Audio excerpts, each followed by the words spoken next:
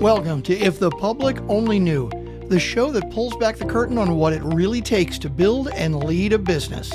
Host Gary Cinderbrandt sits down with some of today's most dynamic CEOs, founders, and leaders to dig into their origin stories, hard-earned lessons, and the missteps that nearly derailed it all. These are unfiltered, no-hype conversations designed to inspire, challenge, and fuel your own journey. Now here's your host, Gary Cinderbrandt.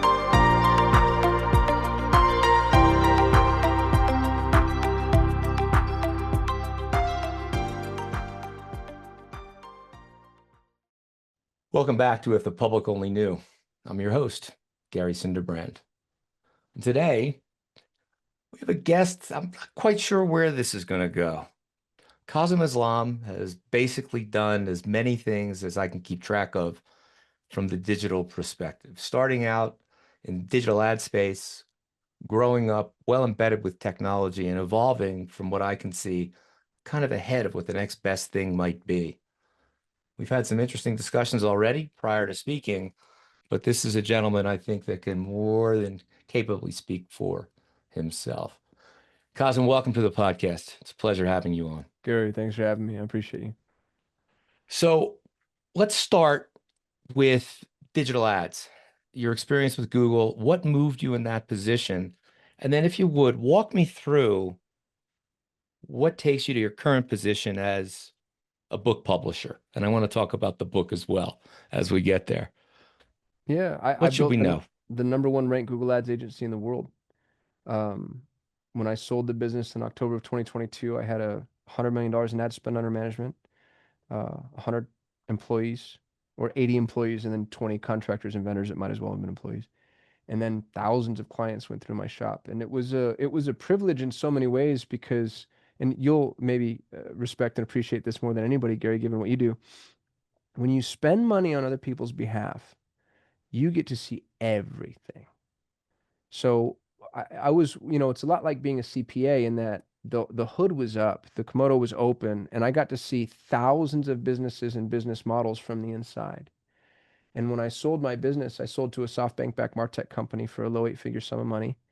The worst thing you can do to poor people is give us money because then we think we're investors.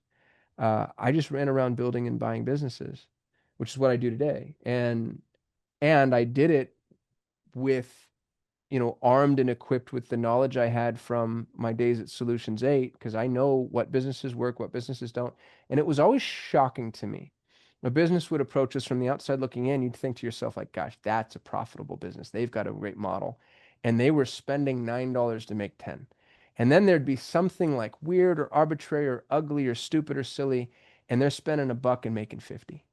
And when you start to, I like the name of your podcast, If the Public Only Knew. Like, if people only knew what businesses don't make money, and which ones do, I never cease to be surprised and amazed by it. What was your biggest surprise? What was the biggest one where you went, holy shit, I can't believe what I'm looking at right here? Yeah, well, so I'll give you two. The first one is general dentistry. I have 3 cousins who are dentists, and I just assumed that dentists meant money. And the thing that blew my mind about general dentistry is I don't understand why it's a bubble that hasn't popped.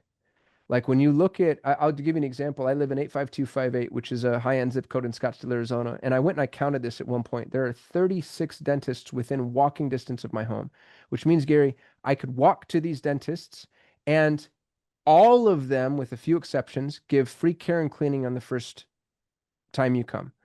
So I could go to the dentist for the next 18 years without spending a dime. And the cost per acquisition on a new patient was something like $3,500. And unless you're offering all on 4 or, really, really expensive dental surgeries or whatever, they were just snake eating their own tail. And it's not true in every market. The dentists I did see make money are dentists that are in little teeny tiny micro markets that nobody wants to live in. So if you're a dentist and you want to make money, you got to go to Laredo, Texas. You know what I mean? But you're going to have a really hard time in Scottsdale, Arizona, or in Maui or wherever. So that was interesting to me because these high-end technicians, and it's not just dentists, it's most of the people, it's attorneys, dude. The amount of attorneys I saw that were starving. It blew my mind. And, you think like, oh, they're billing out at $400, $500, $600 an hour. they're barely replacing that in the operational costs and the marketing cost to acquire a new customer. But then flip the coin a little bit. You look at septic pumping. You know what a septic truck sounds like, Gary? Sounds like money. Dude, you could spend $1,000 a month on Google Ads at the time running septic ads, and you could make 100 grand gross. The thing I hear from my septic clients most often was turn it off. We're booked out till July, you know what I mean? And it's January. It's turn it off. Another one was stonemasons. And it's so funny. Those are the businesses I'm buying right now. I've got a verbal on a septic company here in town. I want to have the largest septic company in the American Southwest. I want a grease trap company. I want concrete resurfacing. Like it's all these ugly businesses that nobody wants and work that nobody wants to do. And the stonemason was a really interesting one. I built a case study around stonemasons. He spent 2 grand and made $250,000. And the thing that was really interesting about stonemasons that I found out, I joined the MCAA. I tried to become a certified vendor. I was like, oh, I know how to make stonemasons all this money. Here's what I figured out. They don't want to grow. They don't want to grow. The average stonemason, from an archetypal perspective, or from a, as a stereotype, is a father-son team that wants 0 employees and just owns a job. And so what the stonemasons kept saying was, oh, again, turn it off, turn the ads off. We have enough customers for this year. And I'd be like, well, don't you want to scale? Don't you want to grow? Don't you want to acquire? Don't you want to hire? Nope. No, we don't. Because they're really artists. They're not really Yeah. entrepreneurs. They're really artists. But if you took an entrepreneur and an entrepreneur started that business and then went and hired the stonemasons and did all the work that all the brick and mortar, let's say, to the business, no pun intended, that the stonemason doesn't want to do, I think that would be an extraordinary business. So those are a couple examples. I've got a billion more, but I don't want to bore you to death. Well, it seems like you're looking at businesses that have an end state that isn't going to go away anytime soon. And That's the goal. you're trying to come in and think in terms of how do we optimize this? Not just scale it necessarily, but how do we get the word out to the proper people to on the demand side to get things going? So your way to communicate, if you're spending X amount of dollars in Google Ads and it's giving you 10X on the other side, when you look at other businesses like that, like dentistry, by way of example, you can really, I think, see the counterpoint between the two. What people believe is, and there was a book that came out a long time ago I read when I first started as an FA, a guy named Tom Stanley wrote it called The Millionaire Next Door. Oh, yeah. Look at Warren Buffett's house versus, where Mark Zuckerberg lives, Yeah. and tell me who you think's smarter.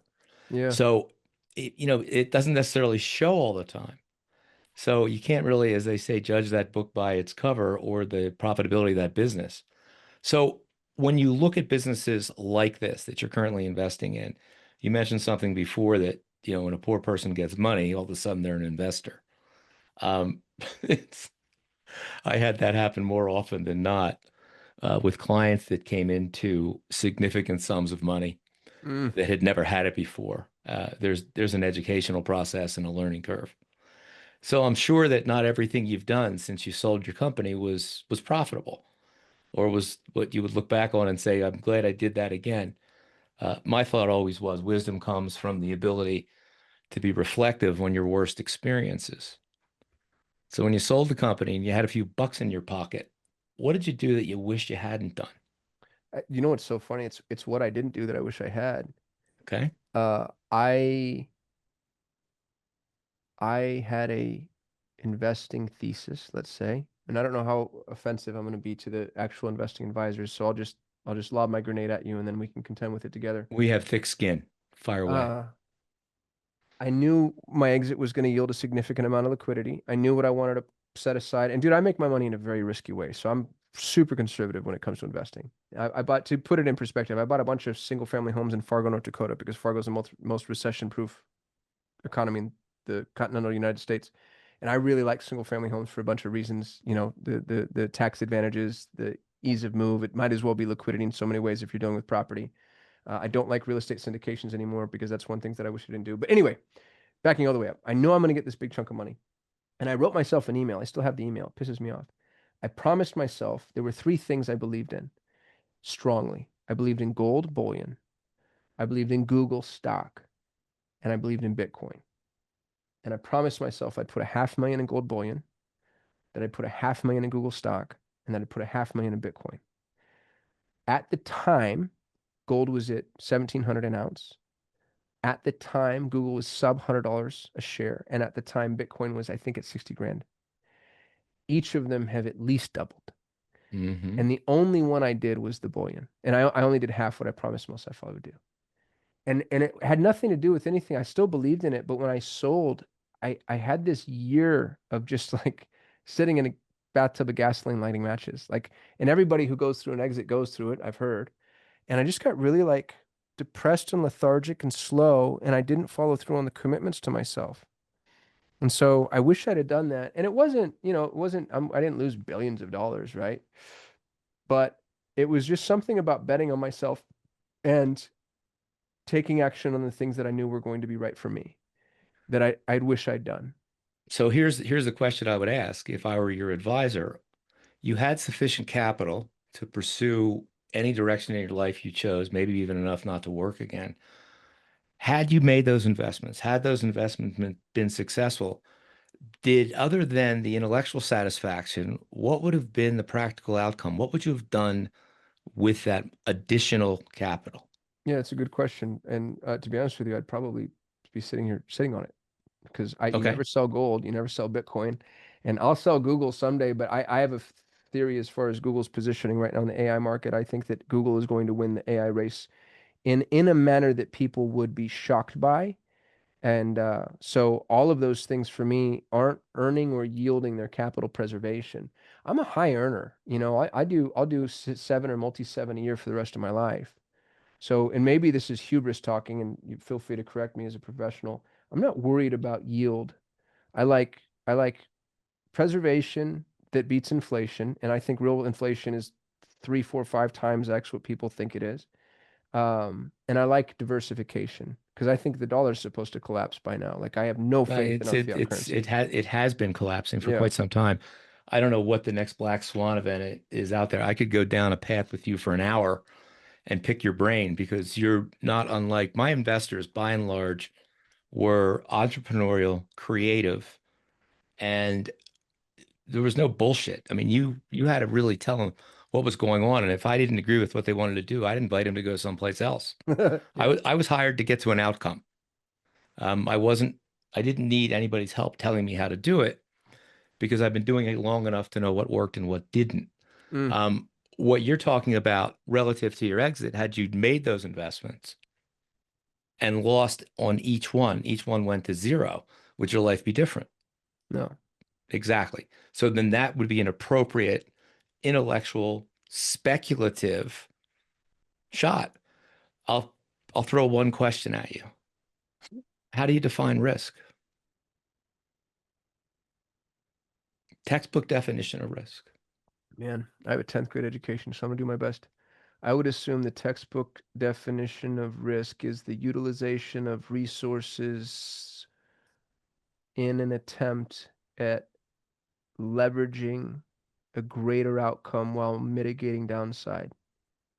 Not bad. That is in line with what the male in the relationship would normally discuss. What I could make and didn't, or from a woman's standpoint, what I lost and shouldn't have. But you think about it, and we talk about risk every day. I've seen it, in some of your writings. Quite simply stated, it's a possibility of loss, damage, or injury. End of story. That's it. So there's risk in everything we do.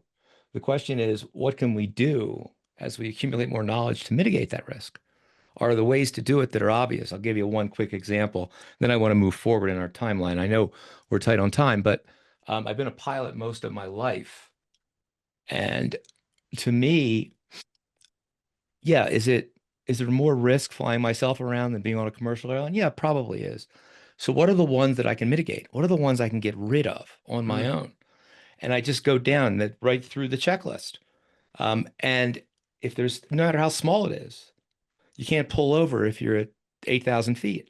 So I look to eliminate everything I can. In financial advisory, I did the same thing.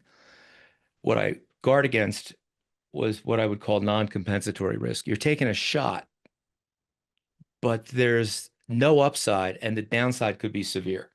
So mm, I think that risk would have been justifiable for you. That's a good way to judge it. And I would have said, hey, take the shot. It's not going to change what's going on. All right. So now we're out. We've got some money. We're learning. We didn't do everything we wanted. So you started to move in a different direction. You started to move into a direction of acquiring other businesses and building up, from what I can see, quite a following of people that are, let's say, like-minded. How did that develop? Did you know that's what you wanted to do when Oh you yeah. exited the agency? Well, I have the childish personality that likes attention. That's why I'm on the podcast.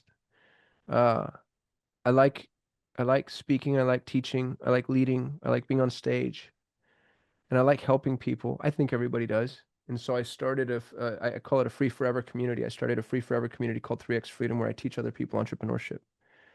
And the thing that is interesting to me, I think especially in this country, entrepreneurship is number one, so accessible. It's so extraordinarily accessible. Number two, it's actually stupid not to do at this point. Being an employee, unless you're top tier, but if you're in the good old US of A, red, white, and blue, God bless us, we won. We created an environment where the leverage available to you as an entrepreneur is in excess of anything else that could possibly exist for you. And more to the point, everything else that exists for you is more like indentured servitude or slavery. And that's how the corporations build it. All wealth, unless you're a trust fund baby, comes from entrepreneurial endeavors. So what I would like to do is my greatest concern right now is for the Uber drivers. As again, speaking about archetypes, Uber and Lyft are the second largest employers in the country, second only to the US government, and they don't realize it, but the meteor just hit, and we're just waiting for the dust to settle and smother them all, right? Like Waymo, self-driving cars, Tesla, and with them go a whole list of things on the periphery, from like traffic cops to parking lot attendants.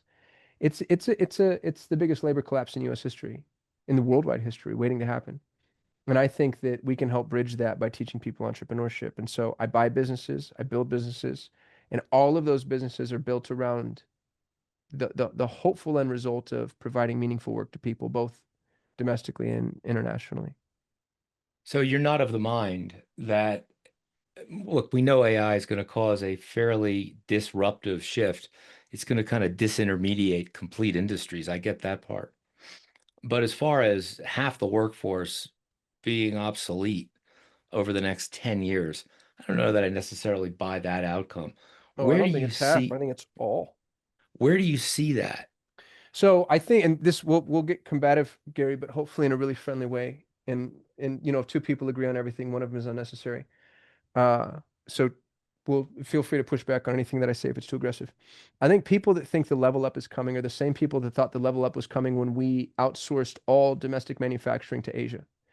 The idea, the thought process was, oh, America's just we're just gonna have better jobs. We're gonna upskill. That didn't happen. It did not happen. We just lost those jobs. It's the reason that real income since 1971 has dropped. We're off the international gold standard. We double the labor pool because women start taking birth control. And there's not the real job that would allow one person to work while mom stays home and 2.1 kids are allowed to be educated and fed. There's not the home for everybody and the chicken in every pot. We destroyed our economic subsystem when we lost manufacturing. That's a fact. I And I agree. think it's demonstrable fact. Well, here's the thing. Here's what's really interesting is, unlike with manufacturing, at least when we outsourced manufacturing, there was an arbitrage opportunity because we outsourced manufacturing to a group that then sold it back to us and we allowed for some level of arbitrage. What people who say, oh, uh, every technological innovation has only ever increased the amount of work available to us. Fine, totally agreed. You're absolutely right. We're not talking about a technological innovation that changes what work is to be done. We're talking about a technological innovation that changes who does the work. All AI, from a radiology perspective, beats a radiologist 1,001 times out of 1,000. You do not need radiology techs anymore. That's a scientific and technical fact. Now, are we going to have them because insurance wants risks mitigated? Sure, but you need 1 in 100 to sit there and manage the AI. Where do the other 99 radiologists go? Nobody knows. Where do the billions of, I won't be hyperbolic. Where do the millions of Uber drivers go? Nobody knows. And wait until robotics catches up to AI. Right now, graphic design gone, content creation gone, web development gone, software engineering gone, lawyers, thank God, gone. My Gemini outpaces my lawyer again 100 times out of 100.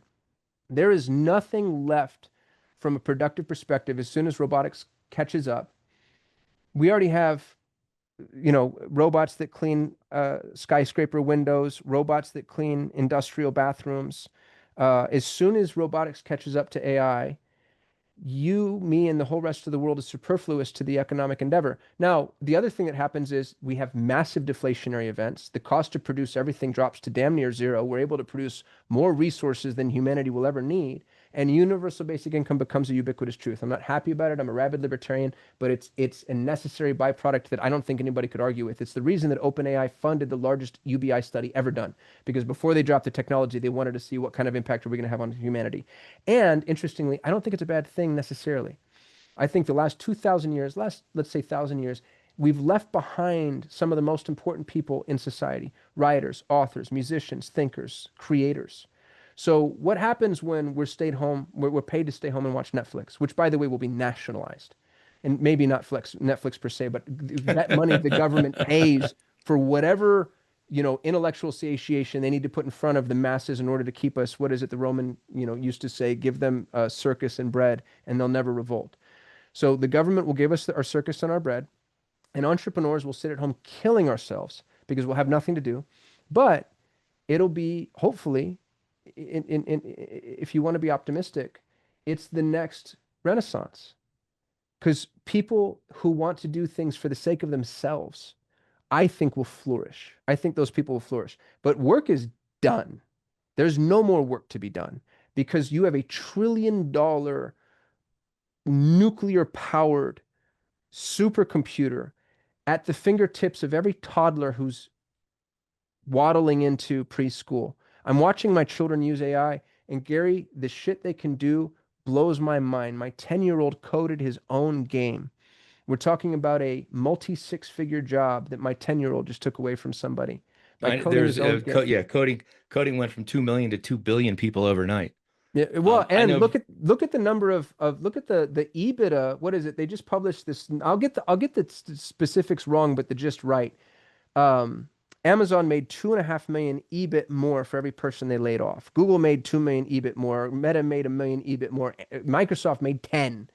It used to be when companies laid people off, it meant that they were losing money and they had to tighten their belt. Now all of a sudden they're making more, they're producing more, they're being more productive, they're increasing in value, market cap's going up, and they're laying people off in mass. And I'm not talking about low-level people that nobody cares about.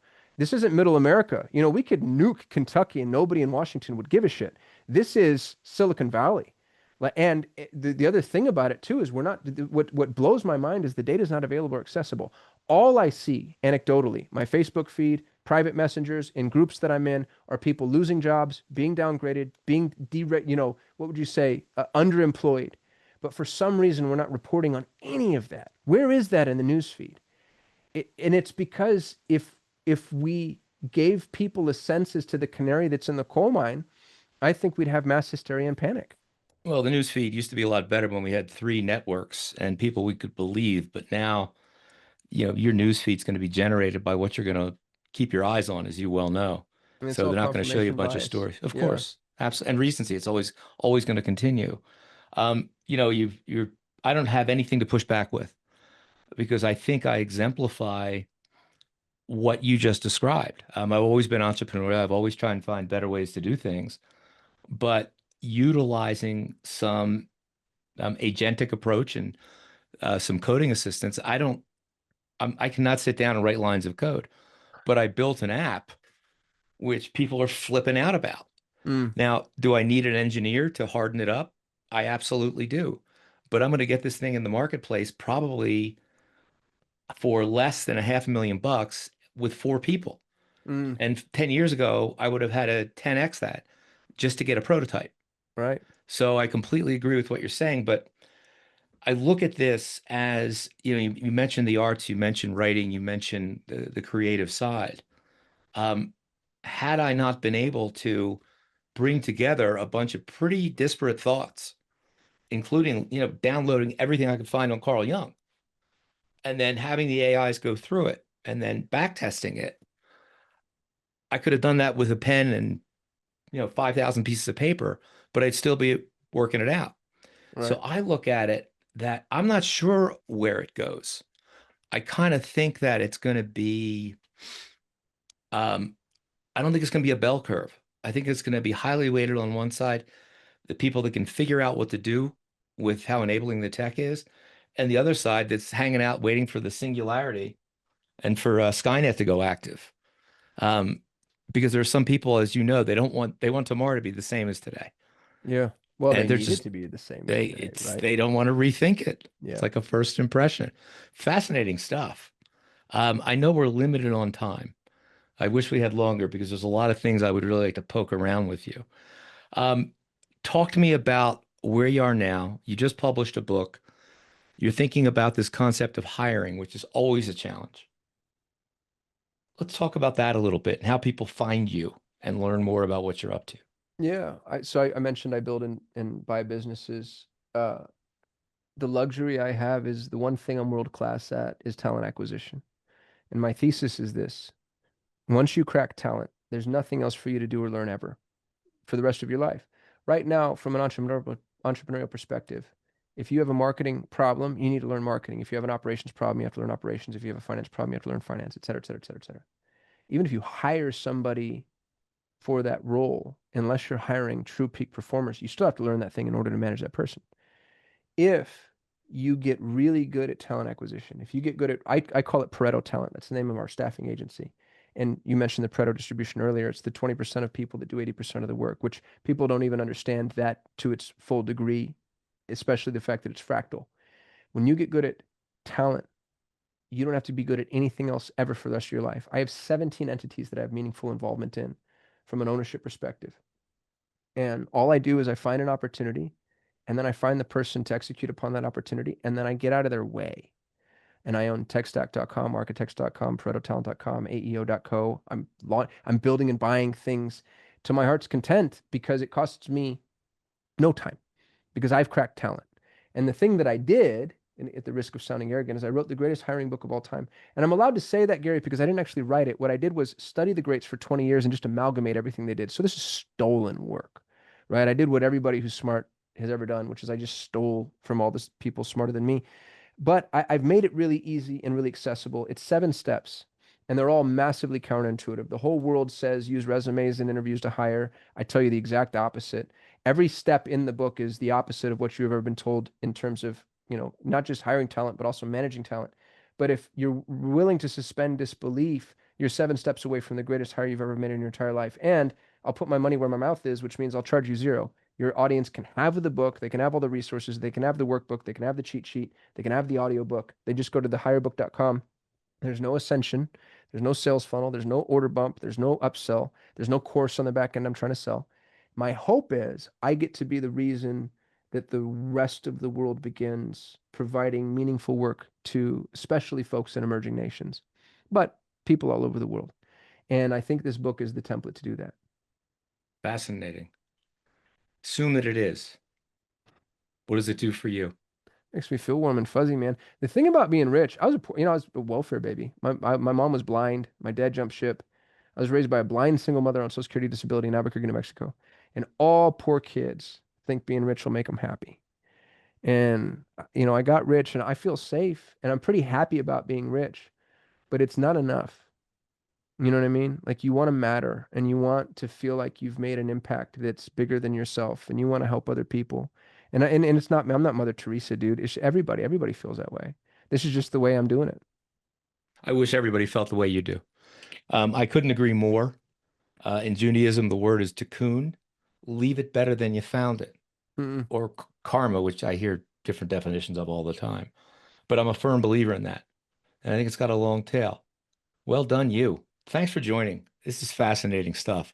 I'm going to pick up the book. I'll connect with you on LinkedIn. Uh, Really interesting conversation. Any final thoughts? People want the book for free or to connect with me, they can go to kasim.me, kasim.me.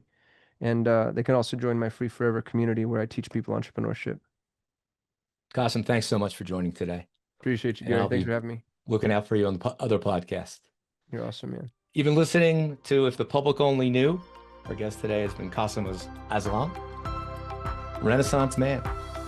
Be well, sir. Thanks for tuning in to If the Public Only Knew. Don't forget to follow the show and share it with anyone who's ready for the real raw stories behind the business successes. Join Gary next time for another powerful conversation that will leave you inspired and ready to take action.